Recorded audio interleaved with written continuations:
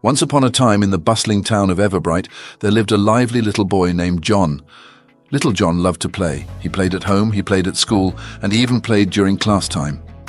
His favorite thing in the world was his shiny blue Xbox.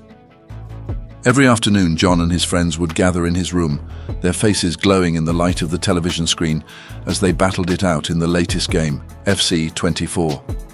But there was one big problem. Little John always lost. One day, while they were playing FC 24, John's star player tripped over his own feet and missed an open goal. His friends burst into laughter. "Watch out, it's Tumble John," Max teased. John's face turned red with frustration. "Why do I keep losing?" he shouted. "It's not fair." That Saturday, after another round of losses, Max suggested, "Maybe you should try reading the instructions, John. It might help you get better." "Reading?"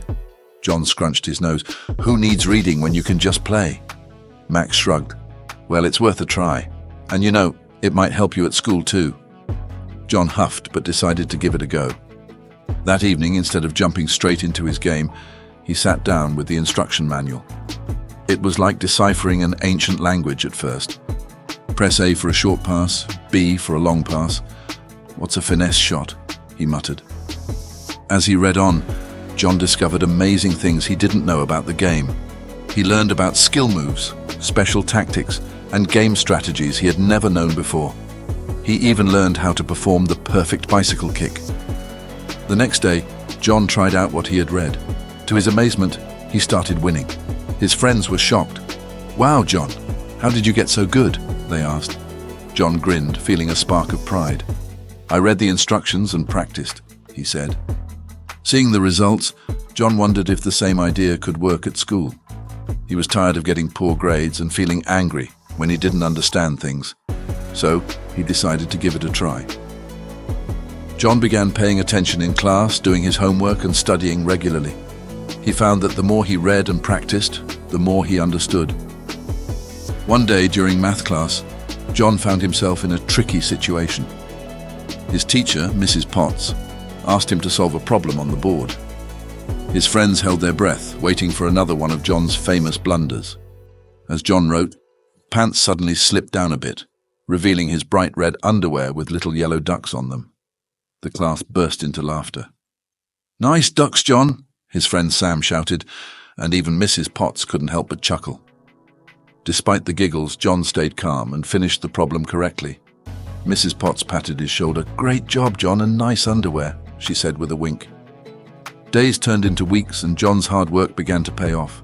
He started scoring higher on his tests and even became one of the top students in his class. His teachers were impressed and his parents were overjoyed. One afternoon during a break from FC 24, John found himself giving advice to his friends. "To be the best at anything," he said, "you need to put in the work. Reading, staying calm and practicing really do make a difference."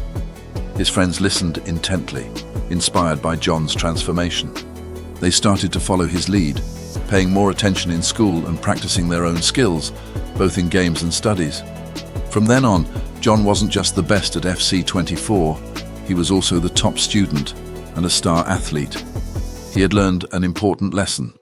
The secret to winning was not just in playing, but in learning and staying calm. And from that day forward, Everbright was not just a town of players, but a town of learners, all thanks to Little John and his incredible journey of discovery. And so, the story of Little John reminds us all that with a little effort, a lot of reading and plenty of practice, we can achieve great things and be the best at whatever we do. Embark on a magical journey with Little John. If you love the adventure, don't forget to like, share, and follow for more enchanting tales.